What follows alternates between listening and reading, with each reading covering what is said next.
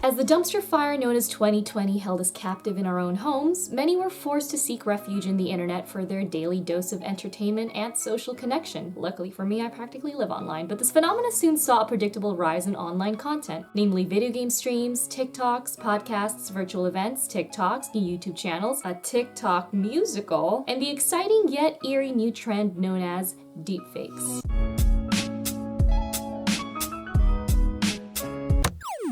Now, if you've ever seen that viral video floating around of Bill Hader shapeshifting into Tom Cruise, Steve Buscemi donning a red dress at the Oscars, or Mark Zuckerberg in his final form as some sci-fi comic book villain, imagine this for a second. One man with total control of billions of people's stolen data, all their secrets, their lives, their futures. I owe it all to Spectre. Then you've encountered some of the internet's finest deepfakes, a new tech trend that transposes one's face or overall likeness on another, replacing the original subject with a new person altogether. The process has made for some seamless, scarily convincing altered content, both visual and audio-wise. So does this bode a bright, innovative future for the entertainment industry and media in general? Or are we doomed to succumb to our AI overlords as fake news grows ever more rampant and our favorite actors face obsolescence? Let's talk about it.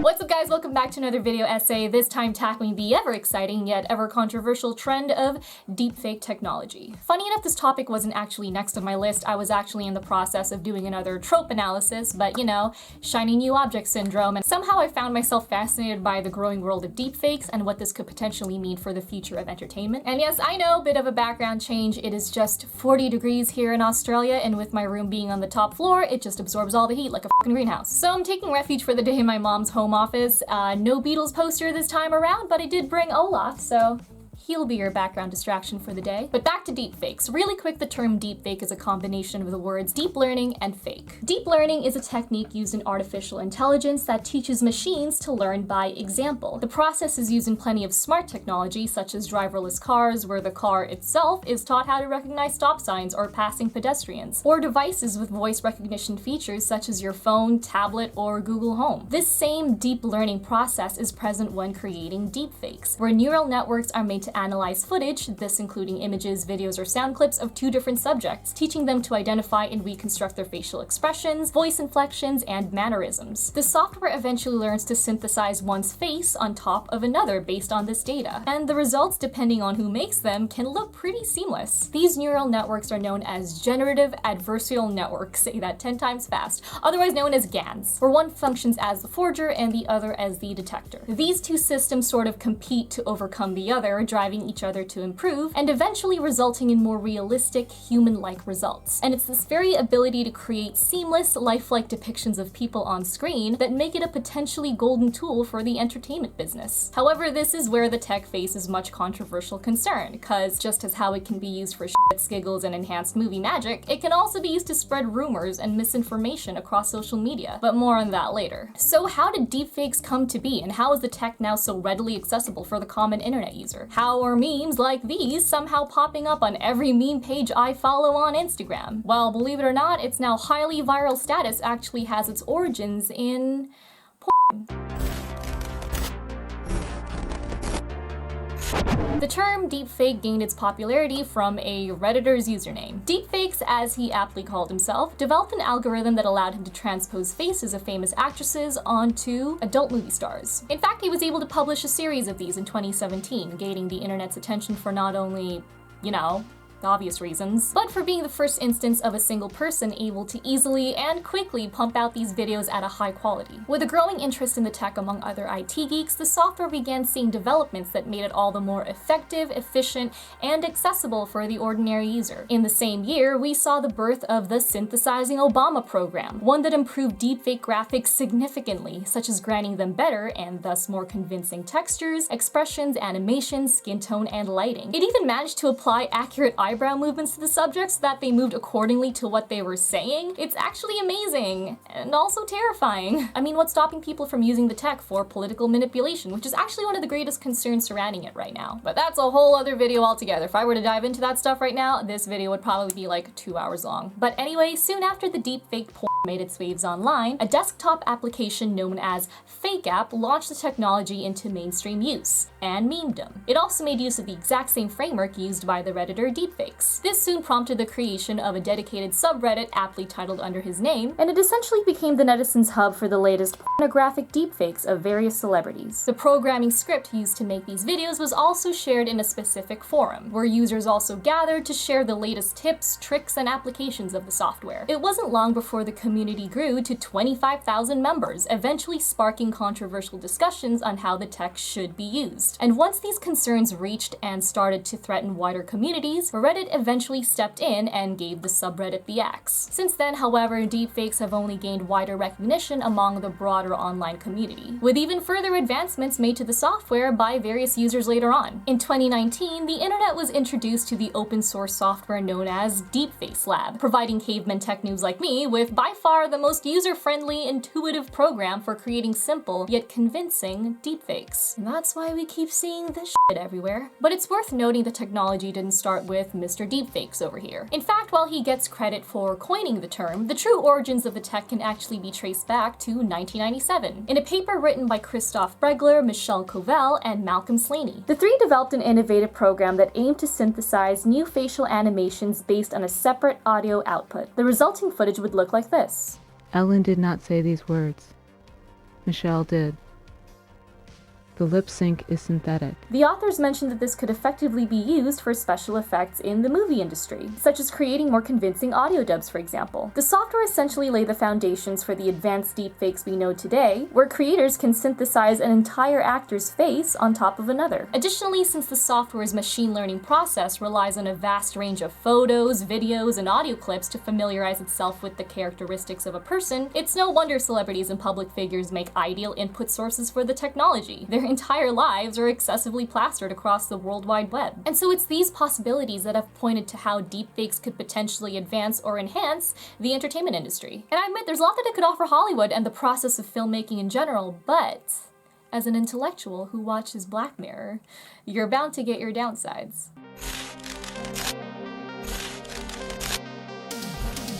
So before I dive into Charlie Brooker's doomsday theories, I should note that deepfake technology does come with plenty of benefits for the entertainment industry. The most common application we see today is de-aging celebrities back by a few years, or even decades. Gemini Man may have bombed critically. Oh, it's you again. But you can't deny that seeing a digitized yet utterly convincing 23-year-old Will Smith was actually pretty impressive. Before that, we saw a younger Bill Nighy in Detective Pikachu, and audiences didn't even seem to notice, apparently. Of course, the transformation was a lot subtler, but this just goes to show how the technology can be used as just any regular movie editing tool, rather than exclusively as this all-out Hollywood gimmick. And on top of that, deepfakes can also be used to improve other aspects of movies, like granting amateur footage a more professional look, or even turning black and white films into color. And I mean, actors can potentially benefit from this stuff too, in case an actor gets sick to the point where they lose or damage their vocal ability. Deepfake technology can also be used to digitally generate their voice. And yes, apparently it now has the potential to do that, but I'll mention that a little bit more later on in the video. And because deepfake technology can mold lip movements or facial expressions to match, say, an artificial voice, filmmakers, like I mentioned, can create more convincing, immersive language dubs for international audiences. And as demeaning and shady as its original function was, the application Deep Nude, which was a program that would simulate what a woman would look like unclothed just by using a single photo, created by an anonymous user for obvious reasons, the algorithm used in the tool can actually be used to help filmmakers film nudity scenes. Instead of using body doubles, they can simply deepfake nude bodies on their existing actors. As sci-fi-esque as all these applications seem, since we're clearly still in the early stages of it all, the technology is rapidly growing more sophisticated, cheaper, and and overall more accessible. I mean, in September of 2019, we saw the birth of the Chinese app Zhao, which allowed users to swap their face with their favorite actors in a wide range of movies and TV shows. All they needed to do was upload a single photograph of themselves, whereas previous years would have needed tons of images and moving footage to make the swap. Now you only need one. But anyway, we're finally bridging that creepy, uncanny valley, and again, for gradually lower and lower costs. Because of all these developments, as deepfaking becomes a more commonplace practice in Hollywood, there has been this scary discussion of replacing actors completely, simply laying on a deepfaked image on talented impersonators. I mean, with Gemini Man, they managed to craft a purely digital human out of Will Smith in a bodysuit. Even if he was a de-aged version of the actor, they built him from the ground up out of pure data, and it looked pretty good. If this gets easier and cheaper to do, it's been said that this could effectively cut down on studio costs for filmmakers, but here are where the major concerns and ethical questions start popping up.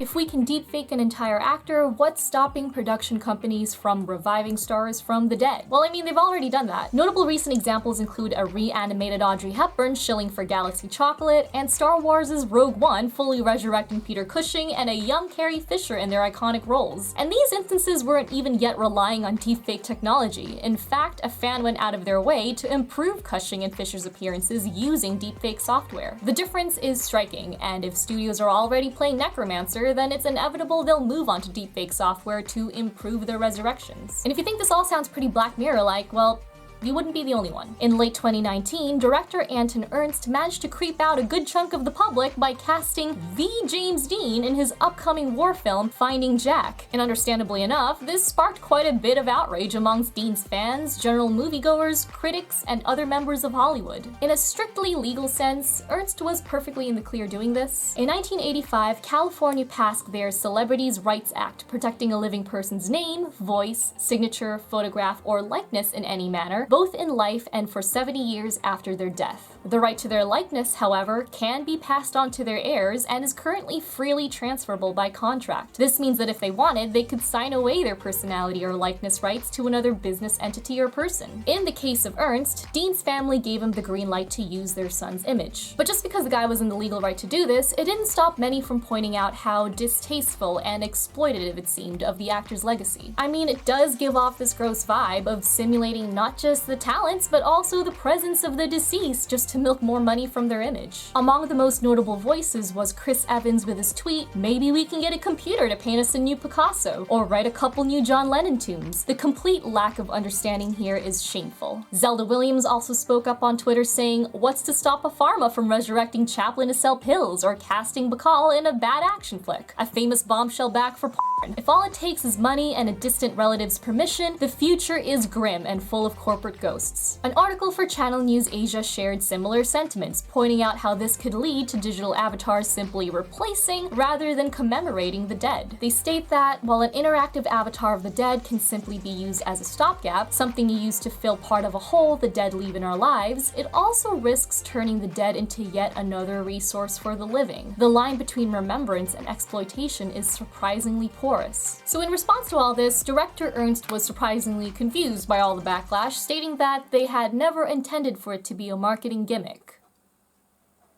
Okay. Ernst went on to say that members of Dean's estate were supportive of the decision and that they would have wanted their family member's legacy to live on. He went on to say that the movie would bring a whole new generation of filmgoers to be aware of James Dean and his work. In addressing how plenty of critics deemed his choice disrespectful, Ernst stated that he acknowledges how one must always honor the deceased's wishes and try and act in a way that is honorable and full of dignity. Of course, this brought up plenty of issues surrounding consent, because while he did get permission from Dean's family to use the guy's image, it definitely wasn't consensual from Dean himself, for obvious reasons. Sure, Ernst said that you must always honor the deceased's wishes, but I mean, you can't technically know for sure if this is what Dean would have wanted. Yeah, his estate might have given Ernst their approval, but how do we know that they had Dean's best interests in mind? How are we sure that the choice was made out of artistic integrity rather than financial motives? I don't have the answers to this, and I'm definitely not trying to insinuate one instance over the other. I mean, because for all we know, maybe it was out of artistic choice and to honor Dean's talents. But when simply brushing off complaints or concerns about bringing back the dead by simply stating that you have an honorable vision, I think it is worth keeping these ethical concerns in mind. Because I mean, what's integrity to you might not come off that way to others. Personally, I don't think it's as cut and dry as being like, trust me bros, I'll do our boy proud in the afterlife, but I mean, let me know what you guys think of this moral/ethical dilemma. I guess we'll also see how everything pans out once the movie is finally released. And then there have also been those who have spoken out against the ability to transfer one's publicity rights. In 2019, New York had proposed a legislation similar to California's to extend protection of a celebrity's image after their death, which brought issues of transferability to the foreground. Loyola Law School professor, I am not kidding, that took me 4 takes to say, Jennifer Rothman pointed out the ways that it could backfire. If a celebrity declared bankruptcy, for example, their creditors could take ownership of their publicity rights. Or if celebrities go through divorce and assets get split, ex-spouses could express ownership interest in the other's public image. Imagine Tom Cruise owning half of Katie Holmes or Angelina owning half of Brad. Then there are also those actors or performers who are vulnerable to signing away their rights for a chance at a gig, a movie break, or a record deal. Once they do that, then that's it. They've literally signed away their entire identity, even until after death. It's just not going to be another commodity to these people. And of course, there are those who are just blatantly opposed to the entire bill. Disney and NBC Universal, for example, claimed that having these laws in place could stifle creativity and storytelling. If they were doing sequels to classic movies, for example, like Star Wars, then it'd be hard or at times impossible to attain the likeness of the original actors. Or how about using deepfakes in biopics? Personally, I don't think the act of seeking permission to use someone's image is that damaging to creativity. I mean, if you can get it, great. If not, you can still tell a compelling story without having the character look exactly as you want them to be. I literally saw Nowhere Boy last night, and does Kick-Ass look anything like John Lennon? Absolutely not, but was it still a great movie and story?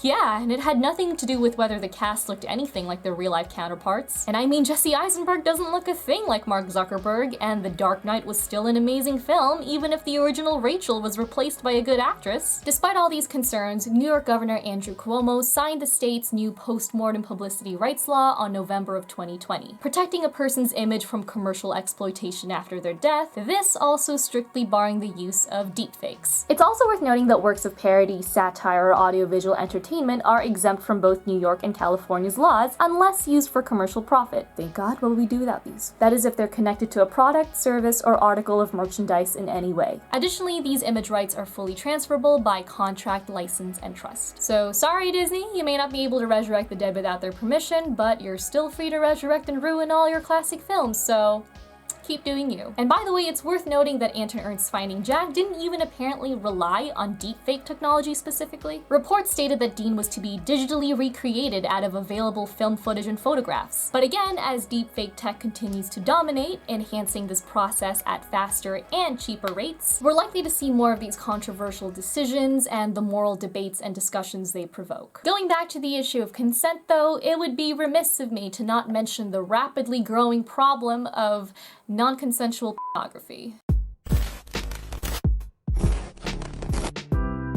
Like I mentioned earlier in this video, deepfakes were born out of the perverted need to see Gal Gadot and ScarJo in compromising positions. Having the tech to exploit and abuse the public image of our favorite Hollywood stars without their knowledge and consent is bad enough. But lately, there's also been an increase in these videos targeting internet personalities and social media influencers. So what's stopping perverts from harassing the average user? Deepfaking people they know or ex-partners onto pornographic videos as a means of revenge porn. Scarlett Johansson stated herself that this could be an incredibly damning issue for vulnerable women who are not protected by fame. We know that ScarJo and Gal Gadot aren't porn stars and can just readily assume that these videos of them are fake. However, it'd be easy to trick strangers into thinking that there are now juicy sex tapes of your ex online. And in fact, this was already a pretty rampant issue, around 3 years ago in fact. In January of 2018, Vice published an article detailing instances of anonymous users using what was then relatively primitive deepfake technology to create fake porn videos of people they knew, these including friends, acquaintances, and ex-classmates. Of course, this was all, surprise surprise, done without permission. Not only were people discussing their activities on the deepfake subreddit at the time, while it was still alive at least, there was also an exclusive Discord server where they exchanged deepfake tips and videos they were proud of making, or were in the process of creating. And of course, celebrities were the prime target in all of this. But there were a significant number of people who were pretty enthusiastic about deepfaking people they actually knew. One person, based on this little screenshot, actually thought it'd be a nice source of blackmail, which is not concerning at all. On top of these notorious communities, and thankfully the Discord server got axed eventually, was another subreddit called Doppelbanger.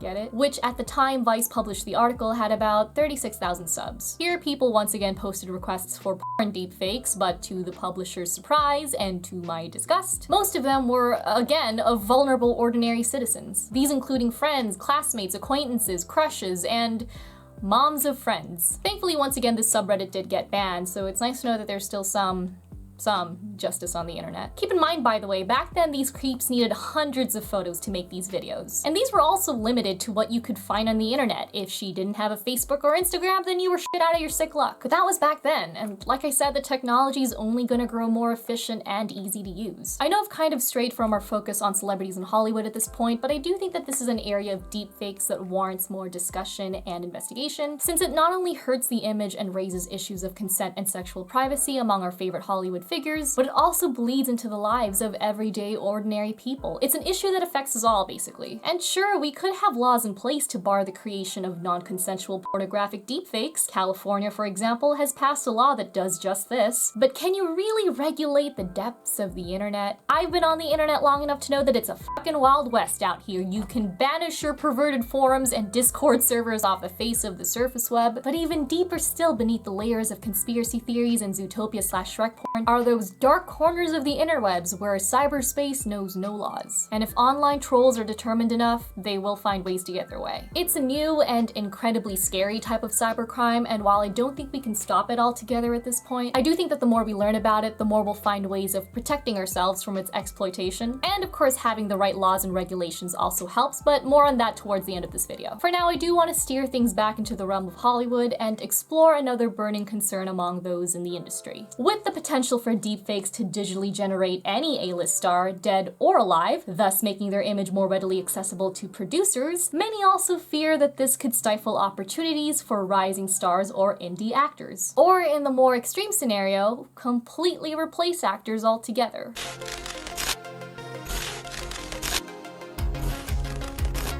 In June of 2019, Charlie Brooker, the creator of arguably one of the best sci-fi shows out right now, Black Mirror, released an episode titled Rachel, Jack, and Ashley 2, also known as the episode where Hannah Montana curses a bunch. Oh, you can go and fuck yourself 1,000 times, Catherine. I fucking hate you. I fucking hate you. While it was arguably one of the weaker episodes of the entire series, Brooker did broach the interesting and now extremely relevant topic of resurrecting dead stars and further exploiting their digital zombies for profit. In the episode, Miley Cyrus plays a pop star sensation known as Ashley O, known for her catchy, Britney Spears-esque bubblegum tunes. And, not unlike Cyrus's real-life experiences, Ashley longs to shed her glittery pop image in favor of a darker, yet more genuine one. However, like most of these things go in Hollywood, she's sadly bound to the creative restrictions of her management team, specifically her money-hungry manager/stage aunt, Catherine. But the Ariana Grande shtick is what's raking in the dough, and over her aunt's comatose body, is she suddenly gonna rebrand and curb her rise to success? So like the corporate villain she is, Catherine gets the head start on her niece, actually drugging Ashley into a coma, and later blaming this on a severe allergic reaction to shellfish to explain the singer's spontaneous absence. She then takes this opportunity to use Black Mirror technology to extract new songs from Ashley's dreams, using vocal mimicry software to turn them into actual new hits. Though the money train doesn't stop there, her team was then able to construct a holographic version of the pop star, aptly named Ashley Eternal, to keep the live concert tours going. And I bet this all sounds eerily familiar, but I'll get to that in a bit. The hologram, brought to life by a talented dancer in a mocap suit, can do anything the producers desire, including changing her size and costumes. So like I said, this sort of futuristic performance shouldn't come to much surprise, given that we've already seen some iconic musicians rise from the dead, particularly Tupac Shakur in 2012, the Whitney Houston hologram tour just early last year, and a digital Michael Jackson during the 2014 Billboard Music Awards. In fact, they were part of what inspired Brooker to write the episode. He, alongside alongside those against the revival of James Dean, also expressed his distaste for the practice by saying, "They've been chewed up by the fame industry and now they're being resurrected. It's extremely ghoulish." But with deepfake tech on the rise and only growing more advanced, what's stopping Hollywood from exploiting a celebrity's image in this way, even while they're still alive? I mentioned earlier how California's rights to a celebrity's likeness are apparently freely transferable. So if an artist who doesn't know any better decides to sign them away for a chance at a big break, who's to say a dystopian future won't see him replaced with holographic figures or digital recreations made to do a producer's bidding? And the bit in the episode where Ashley's team still manages to develop new songs while the star is comatose might sound a little far-fetched, but lo and behold, even I was surprised. Our tech overlords seem to have made advancements in that field too. It's not quite exactly the same process as shown in the episode, but in just November of last year, the US firm OpenAI found ways of generating new deep-faked pop songs that sound like they're being performed by current Billboard artists, or even dead musicians like Frank Sinatra, Elvis, and David Bowie. Granted, it all still sounds pretty primitive. A lot of them still sound like a speaker made from a soda can.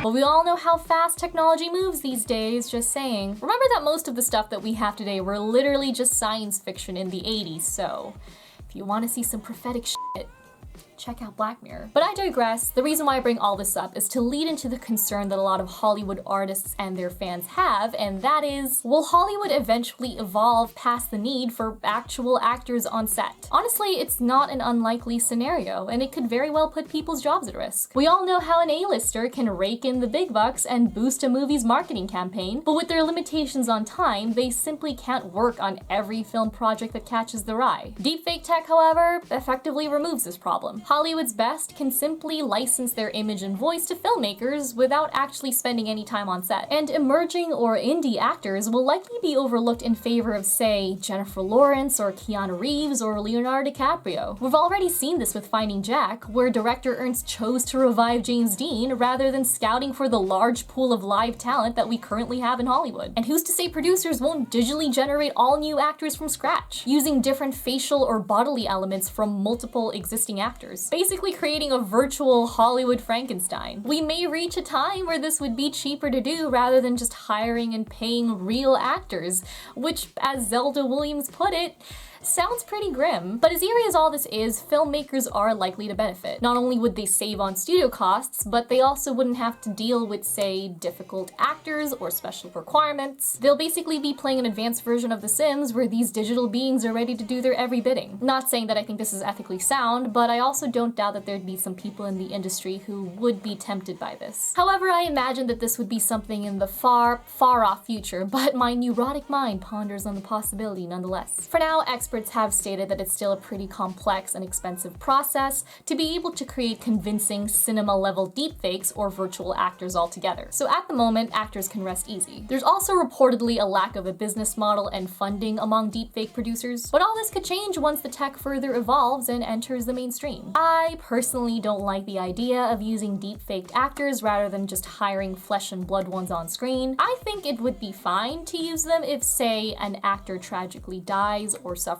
an accident during production, and they need a way to keep filming the movie, and they have the actor's consent to do so. Or like with Star Wars, as creepy looking as it was, they wanted to bring back the original actor to reprise their role. Or even say if they were making a biopic and they wanted the actual image of the person to appear on screen. But it would be a sad time if we get to a point where filmmakers simply recycle the likeness of A-listers just to get more butts in cinema seats. We would get a lot less representation of existing talent because we'd probably see like the same 30 faces over and over. Not to mention how grim it would be for those who are trying to make their break in the industry. I mean, filmmakers would probably be less likely to take risks in this respect. As cheesy as it is, I think replacing people with tech would just lose the magic of an actor's craft. Humans bring a lot of heart and soul into these things, and I think relying on algorithms and AI effectively strips this from the process. But what do you guys think in the comments? At this point, I think it's pretty hard to dissuade me from thinking that human emotion and performance is replaceable. Even if AI and deepfakes can eventually make lifelike recreations of actors or generate new ones altogether, part of what I love and admire about movies is the very human, artistic craft that goes into them. It's what really brings them to life for me. And I know this is just fully based in my opinion now, but I do think it would be really sad to see that aspect of entertainment disappear. Some would say that this is just how tech goes. goes. The jobs of today would eventually be taken over by robots, and we should just learn how to adapt. But keep in mind that the art of acting, and most art forms really, have not only been around for centuries, but have always relied on human creativity and perspective. And just handing it over to the droids would be a significantly eerie change. Again,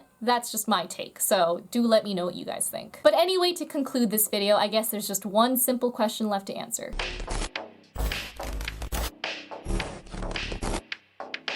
I know I've gone on about its consequences for the entertainment sphere, but of course, I don't think that the tech in itself is a bad thing. I mean, like I said, there are plenty of benefits to using it. For entertainment in particular, it can be used to give videos a more professional quality. It can, like I said, be a good plan B for when actors get sick or suffer an accident during filming. We've already seen the groundbreaking ways it's able to make actors look younger. And say during post, filmmakers discover a scene that needs reshooting, deepfakes could potentially do the job without having to physically redo the entire process on set. But that's just in Hollywood. Deepfakes have also been used to revive historical events. The Dali Museum, for example, exhibited a life-size deepfake of the artist delivering a wide variety of quotes that Dali had either written or spoken throughout his career. Likewise, deepfake tech was also able to construct a lost audio clip of JFK reciting the speech he was due to give in Dallas on the day he was tragically assassinated, as well as synthesize valuable commentary on Rick and Morty, of course. Just have a very high IQ to understand Rick and Morty.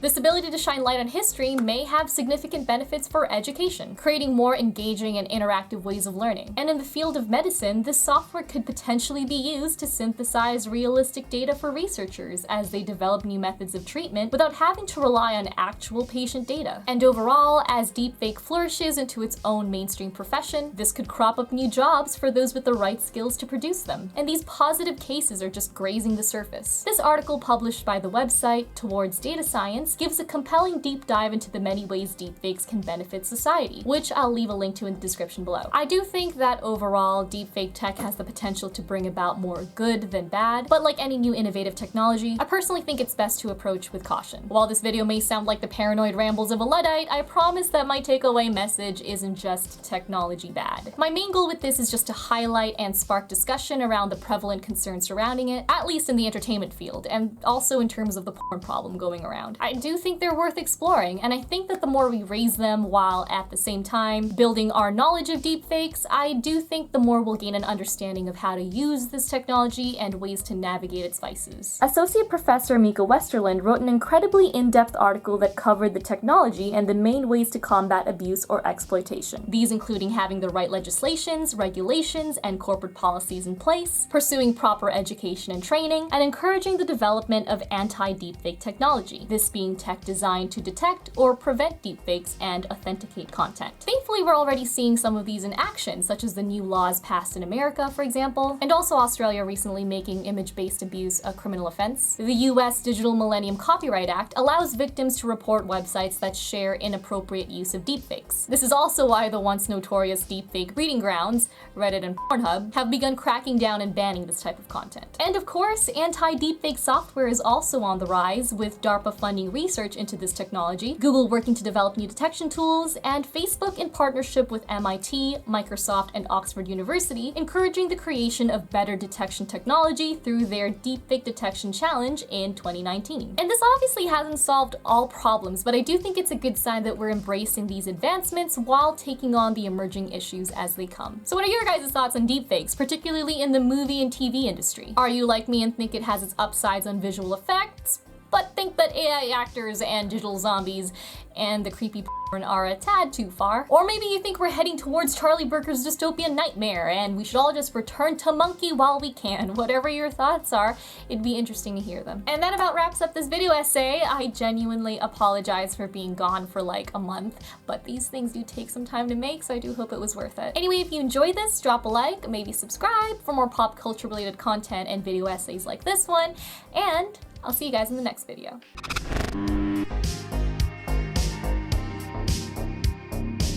And yeah, this was meant to be like a casual cosplay tribute to Joy from Blade Runner. I wanted to do some sort of special look for this video, something related to AI, and I thought, hey, Blade Runner was a good movie, and references that sort of stuff and subject matters. And that's as deep as reference goes. On second thought, why didn't I just cosplay Ashley O? Oh well.